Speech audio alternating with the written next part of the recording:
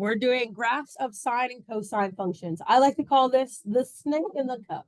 Okay, that's what I call them. Snake in the cup are the graphs that we're dealing with. So we're going to analyze all the things that you learned how to analyze still apply. Domain, range, intercepts, maximum, minimum, all those words that you've heard and used before are the same here. The only difference is that it's now trig graphs. Oh, I see. Don't see. All right. So many things in life repeat with a predictable pattern, such as weather, tides, hours of the daylight, right? That's called a periodic graph. So this is an example of a periodic graph, right? This represents a normal heartbeat. So if you're in the medical field, this is a periodic graph of a normal heartbeat, right? Not irregular. This person's chilling, good heart rate, resting rate, all that good stuff, right? Now, the periodic function. So the periodic function is normally represented by this. F of x equals f of x plus np. Okay? N is an integer, meaning that it's either a positive or a negative whole number, correct? And then p is some positive real number. And they would give you your least positive possible number, and that's going to be your period of the function. So how long are you analyzing this data, right? Is it from one part to another, from one start to finish? How long is the function being analyzed? Okay, so this is our periodic function.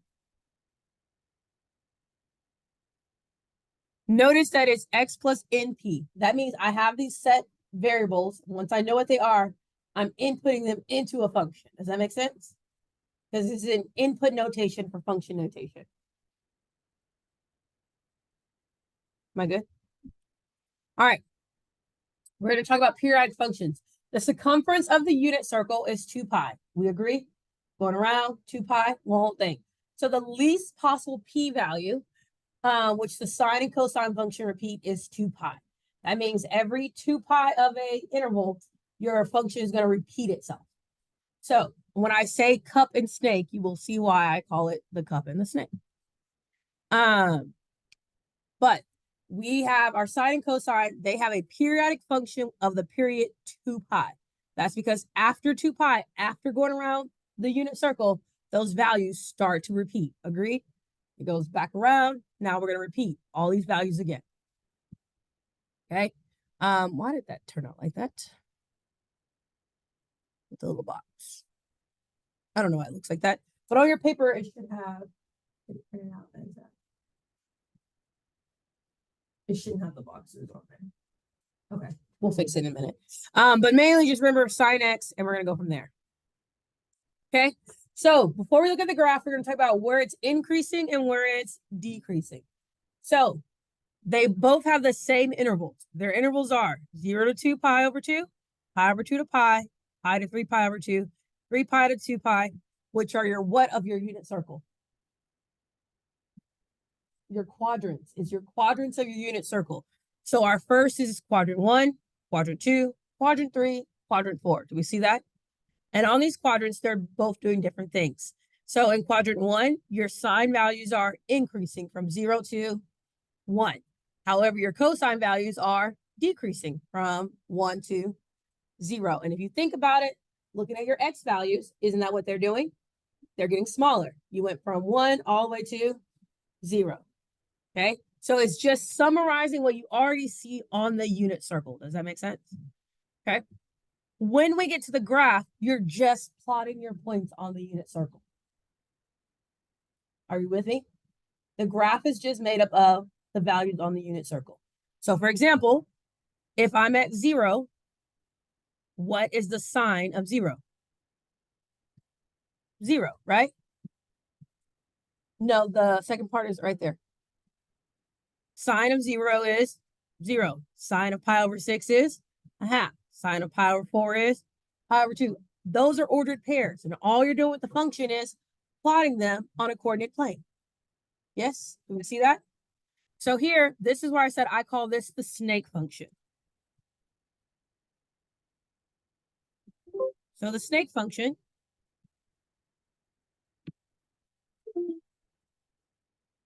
It's going to let me write at some point.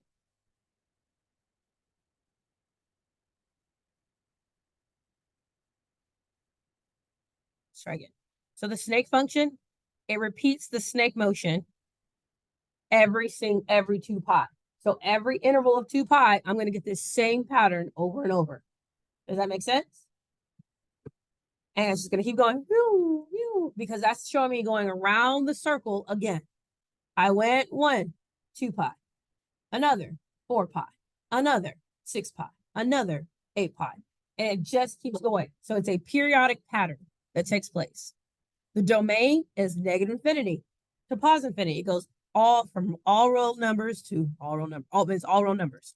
Your range, however, notice my minimum value is -1. My maximum value is 1. And think about your unit circle. What is the highest and smallest values on your unit circle for your x's? They start at -1 and they end at +1 and everything in the middle, right? Okay. So the graph is continuous over its entire domain. There's no gaps, holes, or asymptotes. Your x-intercepts happen on your patterns of pi. So our x-intercepts are at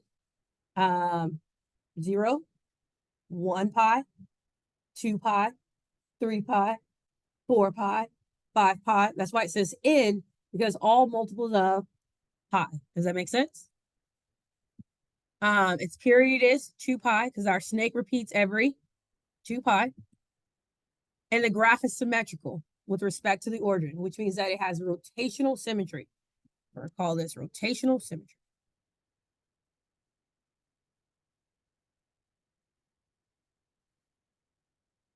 What that means is that the paper that you have on your desk, if you were to rotate it 180 degrees, does the sine function still look the same? And the answer is yes. Okay. And that's what it means, symmetric with respect to the origin. It has rotational symmetry.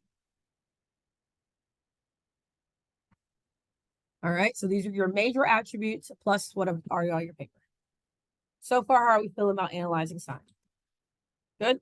All right, now we're on to cosine, which you have this on your paper. All we've done is taking the cosine values of all of our points. So starting at 0, yes, ma'am? Yeah. Starting at 0, what is the cosine of 0? 1. Then we keep going from there. On our unit circle, cosine is represented by which one of our coordinates? Our x. So all we're doing is going to those values, those radian values, and plotting their x values. Make sense? And that's how you get your cosine function. Okay? I call this the cup function. So the cup pattern is what repeats every 2 pi. So every 2 pi, you're going to have this repetition of the cosine function. It's going to make the cup. You see it? The little drinking cups.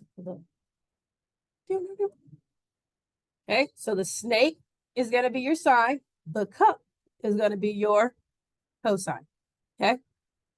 The domain for both is still all real numbers. And your range for both is from -1 to +1. Because on our unit circle, the smallest we go is -1.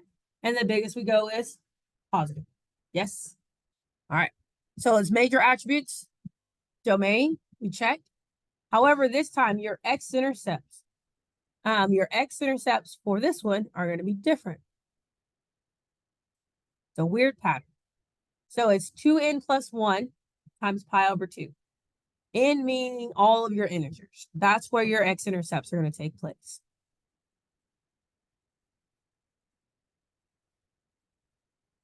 I need to go back to the graph for a second to show you. Can I go back to the graph and come back here? So notice right here that it's at all of our multiples of pi over 2. So here is an x-intercept, here's an x-intercept, and every half of a pi is going to be an x-intercept. Well, every pi from here is an x-intercept. Does that make sense? So it's not on your wholes, it's on your 0.5s and your 1.5s. Yeah. Versus the other one was on all of your whole pies. Okay. The period is still 2 pi. That means the cup repeats every 2 pi. Every 2 pi, I'm going to have the cup. Okay. This one is symmetrical with respect to the y-axis. It has reflection symmetry. So one has rotation, the other one has reflection.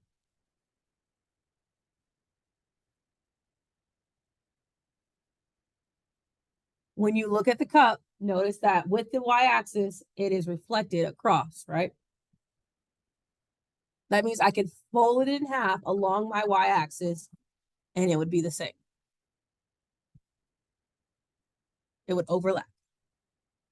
All right, cosine function. Talk to me about cosine function. Attributes, doable. Yeah. All right. Now, just like all functions, sine, cosine, tangent can have transformations. They stretch, compress, they shift left and right, up and down, right? And so with these, you can come in. Hello. No problem. Oh, for Elliot? Okay. I'm sure he will not care. Thank you. All right. So we're gonna talk about what does it look like when you're stretching, compressing, right? If we remember anything from college algebra, what does the 2 in front do to a function?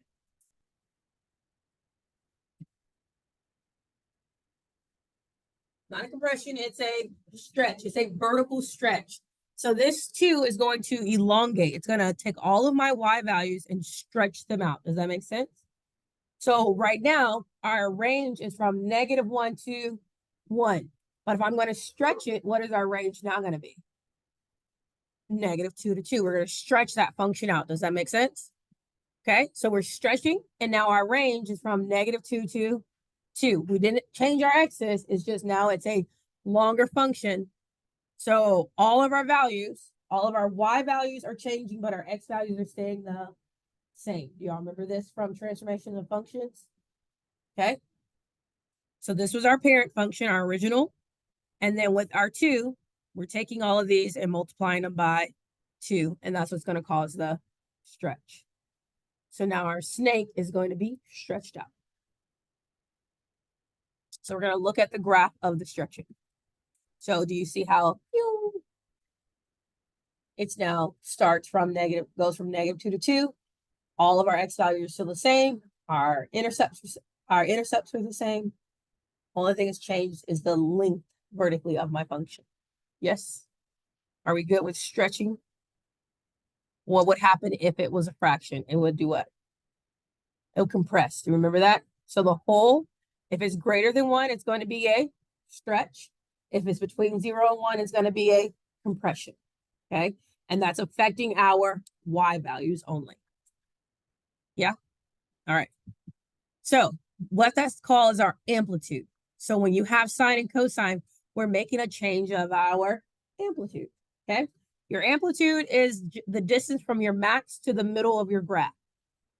Okay? So it's changing the distance from our max to the middle of our graph. So if you look right here, our amplitude was 1 before. After the change, our amplitude is now 2. So in terms of sine, in terms of trig, that number in front is not just your stretch or your compression, it's your amplitude is what it's called. So A represents our amplitude. Okay. Cool. So I know changing things from what you already know, stretch and compression, and saying bam, amplitude. Okay. It is the amplitude of the graph. Okay. It's the height from the center of the graph, the middle of the graph. So the previous problem 2 was our amplitude. All right. Your amplitude is always positive. That's why it says absolute value of the A. It's not saying if it was reflected, it's always going to be positive, okay? Because you're saying distance. How far is it from the center of your graph? And distance is always positive. Just because I walk backwards, I'm not going to say I walked -2 miles. I was just an idiot who walked backwards for 2 miles, okay? It doesn't count as a negative. Distance is always going to be positive. So keeping that in mind.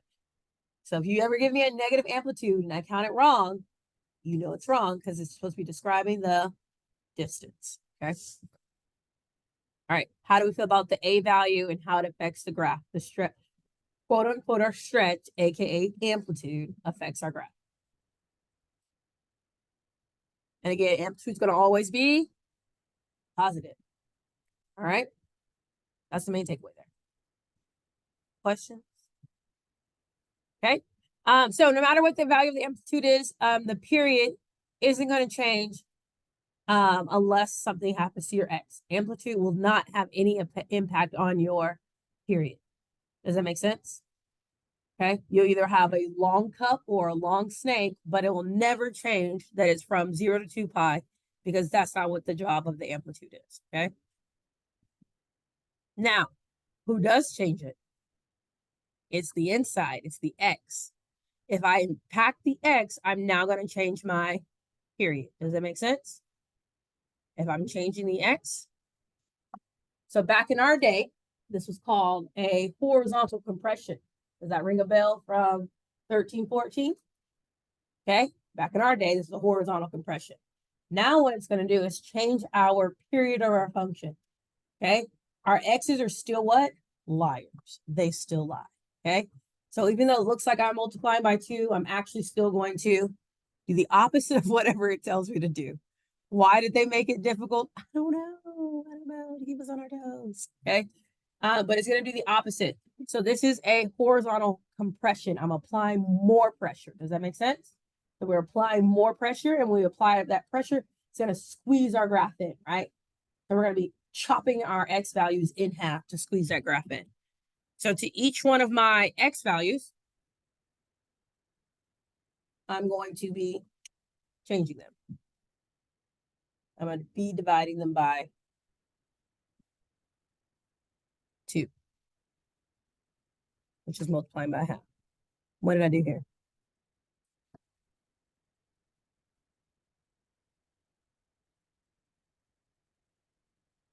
So now my cycle, we're going to look at the graph. Where's the, that's 4x. Where's my 2x graph?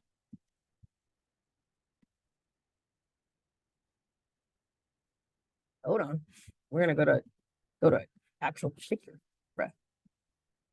Oh, Jesus, take the wheel. Here, it's okay. We will look at it. Sorry.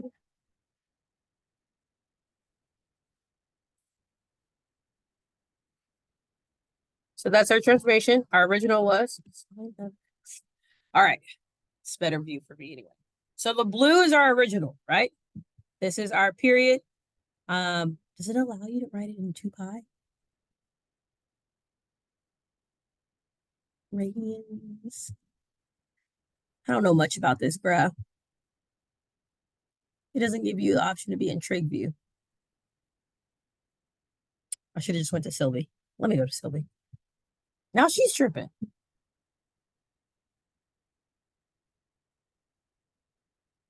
Come on. Get your life together, Sylvie. There we go.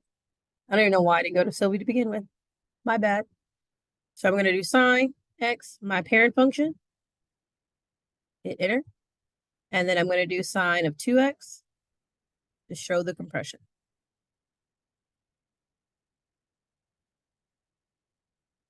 And on here, you can go to trig view. So you go to zoom, and you see where it says z trig. It's going to put it in the window of pi. So I'm going to do trig view. So I'm going to press 7. And it's going to graph my parent function. You see my snake? Beautiful snake. Okay. Then here's my compression of the snake. So notice that the snake pattern is now repeating faster. I'm doubling the speed of that pattern repeating. Does that make sense? Yes. So what happens is I'm taking my x values, and the x values are all being multiplied by, are being divided in half instead of doubling, because I'm doubling the growth on the x. That's why I said, remember, your x's are doing the opposite of what you think. So now your period is pi. So it was repeating at 2 pi, right? But now we're repeating at pi. We now are going to be repeating at every pi. Yeah.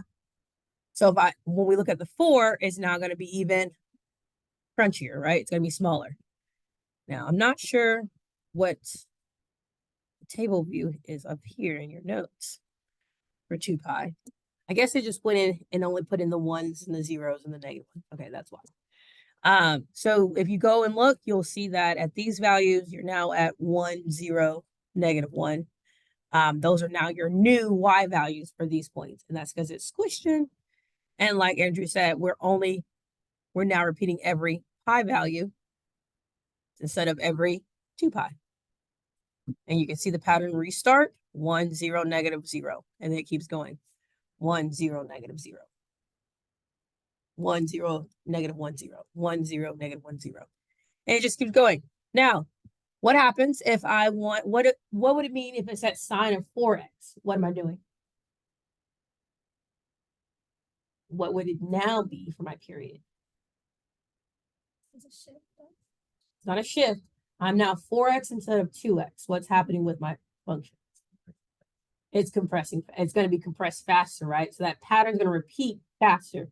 Now, what will be my period? Every half. There you go. Every half pi.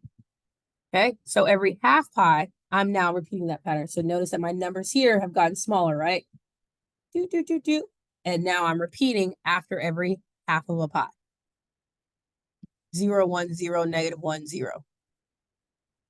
So we're cutting it in quarters now. So when we look at it on the graph, let's go look at it in good old Sylvie. I'm going to go over here, and now we're going to do sine of 4x. So, Sylvie, she's going to draw it in. It even comes in a little faster. Do you see that? The pattern is repeating, and now we've cut it down. Let me turn off the red. Or just delete it. So here's our parent function, coming in a little slow, repeating every 2 pi. And then bam, coming in, repetition, every half. Snake is going, multiple babies, coming. Okay, so do we see the impact of our compression? Yes. Okay, we call that B. Yes. What is the 4 effect again? The 4 is affecting how fast the pattern repeats, your period. It's affecting your x's. Yeah, it's affecting your x's. We're taking all of our x values and dividing them by 4. Okay, so like you said, our cycle completes every pi over 2, every half pi. All right. So in conclusion, we call this our B value for our cosine function. And it's what's happening is that I'm going to be dividing the interval in half. So my domain is being restricted, and I'm dividing it in half. Because I'm creating 4 equal parts. Well, but smaller. And the pattern is a repetition of the zeros and ones.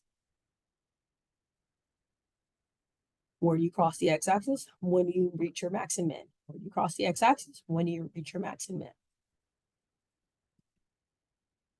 Okay, so that's what you're focusing on. Your max, your mins, your x-intercepts. Your max, your mins, your x-intercepts. Because that's where you're going to do your graph from. So with the snake, you have a max and a min, right? And you're hitting it 3 times, the x-intercept 3 times. With your cup, you have your min, and then you have your top parts of your cup. Okay. All right. So in this case, what's happening now? My B value is between 0 and 1. So what am I doing now? It's not a horizontal compression, it's now a horizontal stretch, which means I'm taking longer to grow. Does that make sense? I'm now taking longer. I've cut my time down, right, by a fraction of something. And it's going to take longer to grow. So we're going to look at it in the calculator. But calculating your period, all you're doing is taking 2 pi and dividing it by 2/3 because our x's are multipliers. It looks like multiplication, but it's actually division.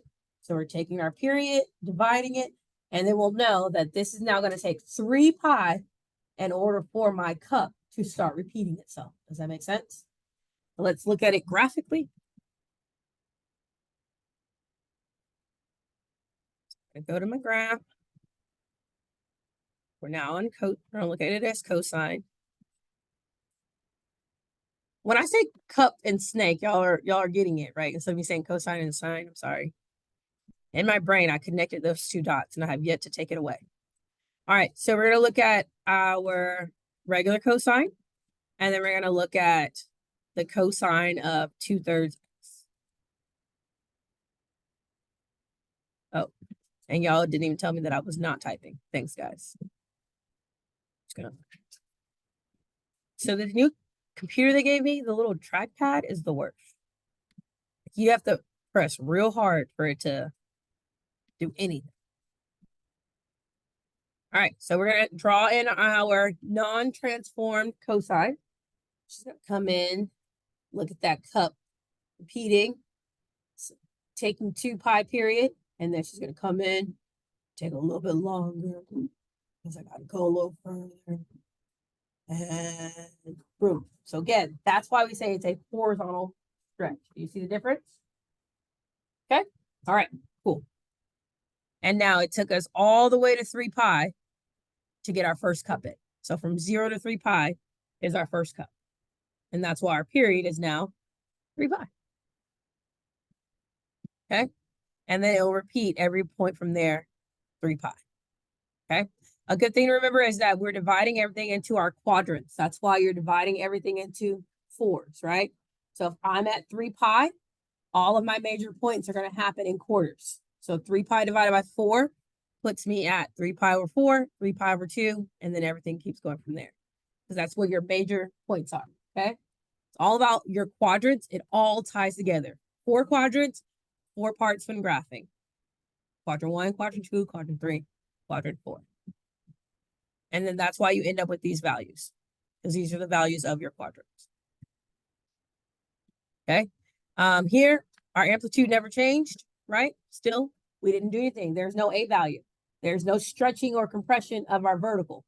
So our amplitude is still at 1, and that's where our graph is at. So when I say the 4 parts, so here is 3 pi. Halfway is going to be your 3 pi over 2. Halfway between 0 and 3 pi over 2 is 3 pi over 4. And halfway between 3 pi over 2 and 3 is going to be your 9 pi over 4. So once you have your period to create your graph, you're just dividing it into 4 parts. And keep in mind, there's 4 quadrants, so there's going to be 4 parts to my graph. 4 quadrants, 4 parts to my graph. 4 quadrants, 4 parts to my graph. Okay? All right, so together, could you have both? And what do you do to graph both? If you have your A and your B, step 1, first you're going to find is your period, okay? So you're going to first find your period, and you do that by taking 2 pi divided by your B value, okay? And that's going to tell you that you start at 0, and then you go to this stopping point for your cycle, okay? After step 1 and step 2, is you're going to divide it into 4 equal parts. Why 4 equal parts? 4 quadrants. 4 equal parts because there are 4 quadrants, okay? Then after that, you're going to evaluate the function at each of the values, okay? By using that as determining your amplitude. So your A is going to tell you how high you're going to go and how low you're going to go. And then everything else is going to be your 0, okay? The cup is going to cross twice. The snake is going to cross 3 times, okay? And then last, you just plot your points and connect them. And you're either going to have a sine or cosine situation. Sine and cosine together, they're called your sinusoidal curves. Okay.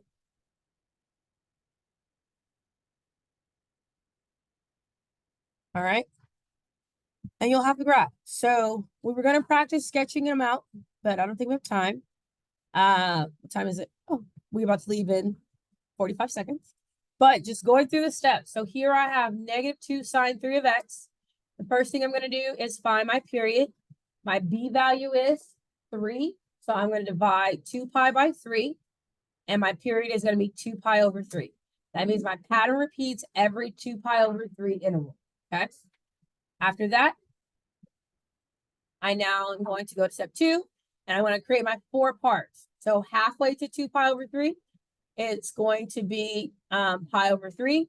Halfway between pi over 3 and 2 pi over 3 is going to be pi over 2. Halfway between pi over 3 and 0 is going to be pi over 6. Okay? I'm going to make my table of my values. So here are now my values going in. My pi's, for some reason, are not showing, and I don't know why. Okay? So with 3x, I'm at 0 pi over 2. And then with my y values are still going to be 0, 1, 0, negative 1, 0. Okay? Those are going to change for your sine. Those are going to be still my same y values. Now, because of the negative 2, I have to multiply all of them by negative 2. So when it's all said and done, these are going to be my highlighter. These are my new x values, and these are my new y values. And then I plot them, I connect them, and now I have my snake. Okay? All right, and then you just repeat. Pay attention to if it's negative, because you either will start off as a min or a max based on whether it's negative or positive. All right. And this is just more examples.